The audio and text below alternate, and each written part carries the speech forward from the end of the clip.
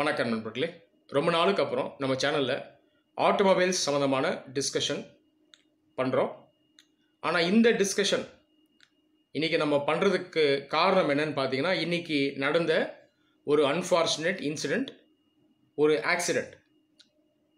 கர்நாடகா காலபுர்கி டிஸ்ட்ரிக்டில் இன்றைக்கி early morning ஒரு பஸ் ஆக்சிடெண்ட் நடந்திருக்கு.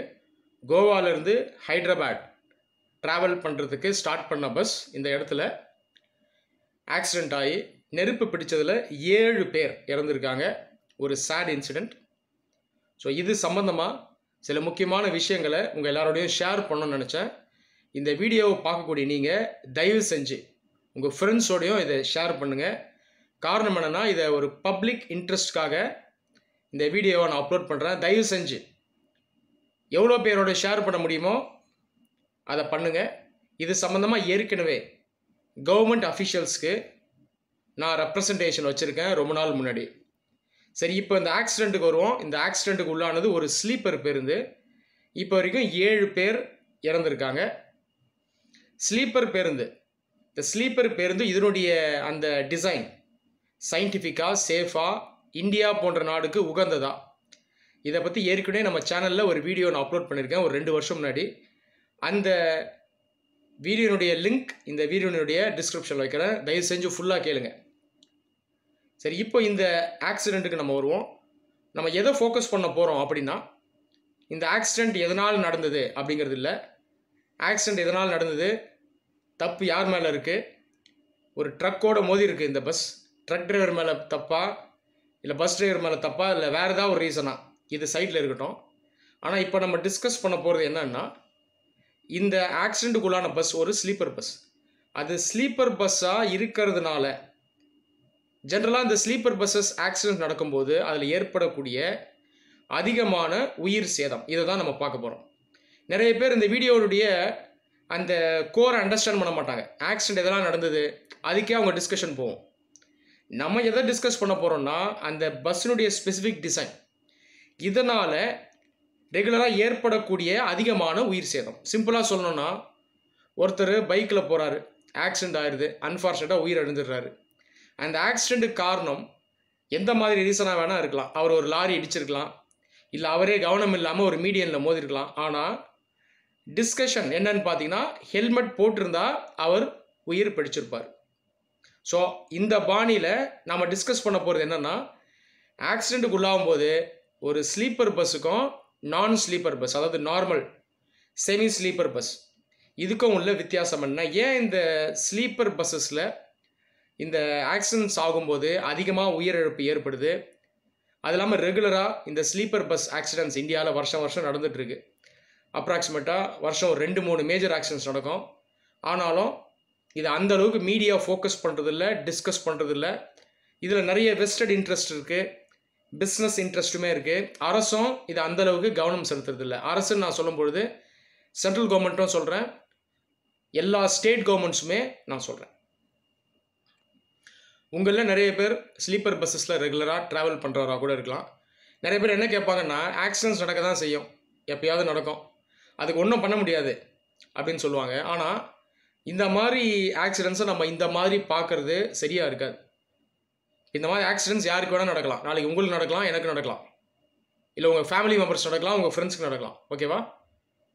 ஸோ நமக்கு நடக்குதோ இல்லையோ, வேறு யாருக்கும் நடந்தால் கூட அதில் இருக்கக்கூடிய அந்த தவறு என்ன, அது சுட்டி காட்டுறது ஒரு சிட்டிசனுடைய டியூட்டி. ஸோ ஆட்டோமொபைல் அனாலிசிஸ் நான் ரெகுலராக பண்ணுவேன் நம்ம சேனலில். ஸோ எனக்கு கண்டிப்பாக அந்த டியூட்டி இருக்குது. ஏற்கனவே நான் சுட்டி காட்டியிருக்கேன். ஸோ மறுபடியும் இப்போது சுட்டி காட்ட வேண்டியது என்னுடைய ஒரு டியூட்டி. ஸோ இந்த ஸ்லீப்பர் பஸ் பார்த்தீங்கன்னா, கடந்த ஒரு 10 வருஷம் அப்ராக்சிமேட்டாக சொல்கிறேன், இதனுடைய ப்ரொலிஃபரேஷன் இந்தியாவில் ரொம்பவே அதிகமாக இருக்குது. இதை நான் உங்களுக்கு சொல்ல வேண்டிய அவசியம் இருக்காது. இன்றைக்கி தேதியில் ஓவரால் நீங்கள் பல ஸ்டேட்ஸில் பார்த்தீங்கன்னா நைட்டில் ட்ராவல் பண்ணக்கூடிய லக்ஸுரி இன்டர்சிட்டி பஸ்ஸஸ், இந்த கேட்டகரியில் இப்போ டாமினண்ட்டாக இருக்கக்கூடியது ஸ்லீப்பர் பஸ்ஸஸ் தான். கவர்மெண்ட் பஸ்ஸஸ்லேயுமே இப்போ நிறைய ஸ்டேட்டுக்குள்ளே பார்த்தீங்கன்னா ஸ்லீப்பர் பஸ்ஸஸ் அதிகமாக இருக்குது. ஒரு காலத்தில் நம்ம ஸ்டேட் தமிழ்நாட்டில் ஸ்லீப்பர் பஸ்ஸஸை ரிஜிஸ்டர் பண்ண அலோவ் பண்ண மாட்டாங்க, மற்ற ஸ்டேட்டில் ரிஜிஸ்டர் பண்ணிட்டு கொண்டு வருவாங்க. இப்போ நம்ம ஸ்டேட்டே அலோவ் பண்ணுறாங்க. அது இல்லாமல் தமிழ்நாடு கவர்மெண்ட் பஸ்ஸஸ் எஸ்சிடிசி பஸ்ஸஸ்லேயே இங்கேயே ரிஜிஸ்டர் ஆகி கவர்மெண்ட் பஸ்ஸே வருது. இப்படி ஒரு நிலை இருக்குது. இந்த ஸ்லீப்பர் பஸ்ஸஸ் இப்போ சமீபத்தில் அதிகமானதனுடைய முக்கிய காரணம் என்னன்னு பார்த்தீங்கன்னா, நீங்கள் வேர்ல்டு வைடு எடுத்துட்டிங்கன்னா டெவலப்டு வேர்ல்டு, அதாவது இந்த முன்னேறிய நாடுகளை விட இந்த டெவலப்பிங் கண்ட்ரிஸ் இருக்கு இல்லையா, அதுவும் மெயினாக ஏஷியா, சவுத் அமெரிக்கா, இந்த நாடுகளில் தான் இந்த லக்ஸரி பஸ்ஸஸ், அதுவும் ஸ்பெசிஃபிக்காக ஸ்லீப்பர் பஸ்ஸஸ் அதிகம். இந்தியா, பங்களாதேஷ், இந்தோனேஷியா, பாகிஸ்தான், இந்த மாதிரி நம்ம சொல்லிட்டு போகலாம். இது ஒரு முக்கிய காரணம் என்னென்னா ரைசிங் மிடில் கிளாஸ். ஸோ மக்கள் இன்னும் ஏர்ன் பண்ண அவங்க ட்ராவல் பண்ணும்போது லக்ஸுரியஸாக ட்ராவல் பண்ணணும்னு விரும்புவாங்க. ஸோ ஏர் ட்ராவல் பண்ண முடியல அப்படின்னாலும் அதுக்கு கொஞ்சம் கீழே இருக்கக்கூடிய இந்த ஸ்லீப்பர் பஸ்ஸஸ் இதில் ட்ராவல் பண்ணுற விருப்பம் மக்களுக்கு இருக்கும். ஆனால் மக்கள் கிட்டேருந்து டிமாண்ட் இருந்தாலும் இதை நம்ம சயின்டிஃபிக்காக பார்க்கணும், சேஃப்டி பாயிண்ட் ஆஃப் வியூவில் பார்க்கணும். புரியுதா? ஸோ மக்கள் வேணுன்றாங்க அப்படின்றதுக்காக நம்ம வந்து ஸ்லீப்பர் பஸ்ஸஸை அவுட் அண்ட் அவுட் அலோவ் பண்ணுறது கரெக்டாக அப்படின்னு பார்க்கணும். இப்போ நம்ம யூரோப் எடுத்துப்போமே, ஐரோப்பிய கண்டம். ஸோ மாடர்ன் ஆட்டோமொபைல்ஸ் உருவானது யூரோப்பில் தான். அங்கேருந்து தான் இந்த இன்ஜின் பவர்டு ஆட்டோமொபைல்ஸ் உருவாச்சு. நான் உங்களுக்கு சொல்ல வேண்டிய அவசியம் இல்லை. இப்போ இந்த ஐரோப்பிய கண்டத்திலே நீங்கள் பார்த்தீங்கன்னா எங்கே ஆட்டோமொபைல்ஸ் உருவாச்சோ, modern day automobiles, engine powered automobiles உருவாச்சோ, அங்கேயே பல நாடுகளில் ஸ்லீப்பர் பஸ்ஸஸ் பேண்ட் அலோவ் பண்ணுறது கிடையாது. உதாரணத்துக்கு ஜெர்மனி சொல்லலாம். ஒரு சில ரூட்ஸில் ஒரு சில டைமில் மட்டும்தான் ஸ்லீப்பர் பஸ்ஸஸ் அலோவ்டு. இதுக்கு நிறைய சயின்டிஃபிக் ரீசன்ஸ் இருக்குது. இதை நான் அந்த வீடியோவில் சொல்லியிருக்கேன், பாருங்கள். 2 வருஷம் முன்னாடி ஒரு வீடியோ நம்ம சேனல் அப்லோட் பண்ணியிருக்கேன். அதோடைய லிங்க் இந்த வீடியோடைய டிஸ்கிரிப்ஷனில் இருக்குது. ஸோ ஸ்லீப்பர் பஸ்ஸஸ் இதில் இருக்கக்கூடிய ஆபத்துகள் நான் ப்ரீஃபாக சொல்கிறேன். ஸ்லீப்பர் பஸ்ஸஸுடைய உயரம் அதிகமாக இருக்கும். So centre of gravity so வந்து மேலே இருக்கும். அப்போ அந்த பேருந்து ஆக்சிடெண்ட் ஆகும்பொழுது டில்ட் ஆகி சாயக்கூடிய வாய்ப்பு அதிகம். ரெண்டாவது, அந்த பேசஞ்சர்ஸ் அவங்க லையிங் பொசிஷனில் இருக்கிறதுனால அவங்களுடைய சேஃப்டி பார்த்திங்கன்னா வல்னரபிளாக இருக்கும். ஸோ ஹெட் டைரெக்டாக மோதக்கூடிய வாய்ப்பு அதிகம். ஹை இம்பேக்டில் சீட் பெல்ட்டை வச்சு லையிங் பொசிஷனில் செக்யூர் பண்ண முடியாது. இதை நம்ம ஒத்து கவனிக்கணும். அது இல்லாமல் இந்த ஸ்லீப்பர் பஸ்ஸஸ் இது உள்ள இன்டீரியர் பார்த்திங்கன்னா நிறைய பேனல்ஸ் இருக்கும். அதுலேயும் இந்த கிளாத்ஸ் இது வச்சு ஸ்க்ரீன்ஸ் இதை நிறையா வச்சுருப்பாங்க. ஸோ ஃபயர் ஆக்சிடெண்ட் ஆகும்பொழுது இந்த மெட்டீரியல் மூலமாகவே தீ வேகமாக பரவி உயிரிழப்பு அதிகம் இருக்கக்கூடிய வாய்ப்பு இருக்குது. அடுத்தது, ஹை இம்பேக்டில் கிராஷ் ஆகுது அப்படின்னா பேருந்து உள்ளே இருக்க பேசஞ்சர்ஸ் டக்குன்னு வெளியே வர்றது கஷ்டம். இதே சீட்டர் பஸ்ஸாக இருந்தால் வெளியே வர்ற வாய்ப்பு அதிகம், உயிரிழப்பு கம்மியாக இருக்கும். நீங்களே சிம்பிளாக யோசிச்சு பாருங்கள். காரெல்லாம் வாங்குகிறோம்ல, ஹை எண்ட் லக்ஸுரி கார் எஸ்யூவியில் கூட பொசிஷன் சீட்டிங் பொசிஷனாக தான் இருக்கும், லையிங் பொசிஷனாக இருக்காது இல்லையா? ஆமாவா இல்லையா? காரணம்னா ஆட்டோமொபைல்ஸை சயின்டிஃபிக்காக டிசைன் பண்ணுவாங்க. ஆனால் இந்த பேருந்துகளில் இந்த சயின்டிஃபிக் டிசைன் இருக்கான்னா இருக்கிறது கிடையாது. ஆந்திரா போன்ற மாநிலங்களில் ஒரு காலத்தில் ஸ்டடி பண்ணாங்க. ஃபஸ்ட்டு அங்கே வந்து ஸ்லீப்பர் பஸ்ஸில் பார்த்தீங்கன்னா அந்த லையிங் பொசிஷன் கண்ணாம்புண்ணான்னு இருக்கும். இப்போ நீங்கள் பார்த்தீங்கன்னா ஃப்ரண்ட் டு பேக் இருக்குது. இதுக்கு முன்னாடி வந்த பஸ்ஸஸில் லேட்ரல் பொசிஷனில் இருக்கும், லெஃப்ட் ரைட் அந்த பொசிஷனில் லையிங் அந்த டைரக்ஷன் இருக்கும். அதுக்கப்புறம் இதெல்லாம் மாற்றினாங்க. இனி தேதியில் மாற்றங்கள் வந்திருக்கு. ஆனால் இன்னும் அடிப்படை பிரச்சனைகள் இருக்கான்னா அடிப்படை பிரச்சனைகள் ஸ்லீப்பர் பஸ்ஸஸில் இருக்குது. நிறைய பேர் ஸ்லீப்பர் பஸ்ஸஸை சொகுசுக்காக வேண்டி போகிறாங்க. ஸோ வயதானவர்கள், கொஞ்சம் காலில் பிரச்சனை இருக்கவங்க, சீட்டிங் பொசிஷனில் ரொம்ப நேரம் உட்கார முடியாதவங்க, பேக் பெயின் இருக்கவங்க, இவங்களுக்கெல்லாம் உகந்ததா அப்படின்னு பார்த்தீங்கன்னா கம்ஃபர்ட் பாயிண்ட் ஆஃப் வியூவில் ஓகே தான். ஆனாலும் நீங்கள் மிடில் ஏஜ்டு பீப்புள், யங்ஸ்டர்ஸ், இவங்கெல்லாம் ஸ்லீப்பர் பஸ்ஸஸில் போகிறதுக்கு ஜஸ்டிஃபிகேஷனே கிடையாது. ஸோ இதில் ஒரு கமர்ஷியல் வெஸ்டட் இன்ட்ரெஸ்ட் இருக்குது, இது உண்மை. ஒரு காலத்தில் நீங்கள் இந்த செமி ஸ்லீப்பர் பஸ்ஸஸ், கவர்மெண்ட் பஸ்ஸே எடுத்துங்களேன், டிடிசி பஸ் 35 வருஷம் முன்னாடியே அந்த சீட்னுடைய பொசிஷன் பார்த்தீங்கன்னா 45 டிகிரியில் இருக்கும்.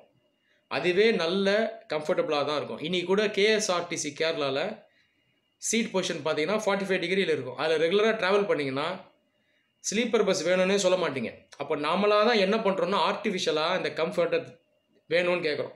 சிம்பிளாக சொல்ல போனால் நம்முடைய சோம்பேறித்தனம் அப்படின்னு நான் சொல்லலாம். நான் வந்து மெஜாரிட்டி சொல்கிறேன், அன்ஃபார்ச்சுனேட்டாக இதுதான் உண்மை. ஸோ என்னுடைய ஒப்பீனியன் என்ன அப்படின்னா, ஆல்ரெடி இப்போ இந்தியா ஃபுல்லாக ஸ்லீப்பர் பஸ்ஸஸ் நிறையா ப்ரொலிஃபரேட்டாக இருக்குது. ஸ்லீப்பர் பஸ்ஸில் ட்ராவல் பண்ணுற பேசஞ்சர்ஸ்க்கு பேசிக் அவேர்னஸ் கூட கிடையாது. நான் சொன்னது போல் ஹெட் பொசிஷனில் நிறைய பேர் ஃப்ரண்ட்டில் வைப்பாங்க. ஆக்சிடென்ட் ஆச்சுன்னா டேரெக்டாக ஹெட்டில் இம்பேக்ட் இருக்கும். இது சம்மந்தமாக அந்த பஸ் குரூ அவங்களுக்கு எதுவுமே சொல்லித்தரதே கிடையாது.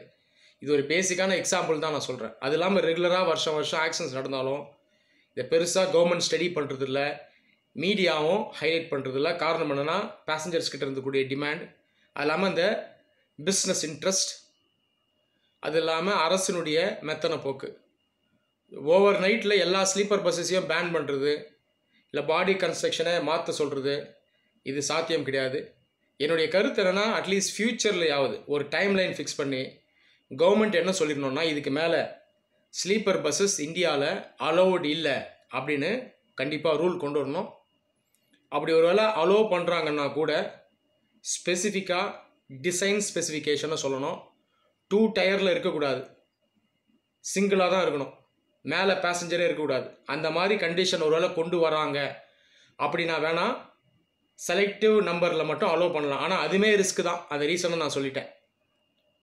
பட் ஒன்ஸ் அகெயின் இதில் வந்து ஃபீஸிபிலிட்டி இருக்கான்னு பார்க்கணும். லிமிட்டட் நம்பர் ஆஃப் ஸ்லீப்பர்ஸ் தான் வைக்க முடியும். ஸோ அப்போ ஃபேரை மறுபடியும் அதிகப்படுத்தணும், நிறைய பேர் வரமாட்டாங்க.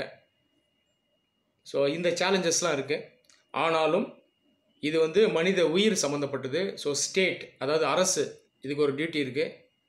ப்ரைவேட் ஆப்ரேட்டர்ஸ் அவங்களும் இதை சிந்திக்கணும். ஓகேவா? அதனால் எல்லா ஸ்டேக் ஹோல்டர்ஸ் கிட்ட இருந்தும் ரெஸ்பான்சிபிலிட்டி இருக்கணும், பொதுமக்களுக்கும் அவேர்னஸ் இருக்கணும்.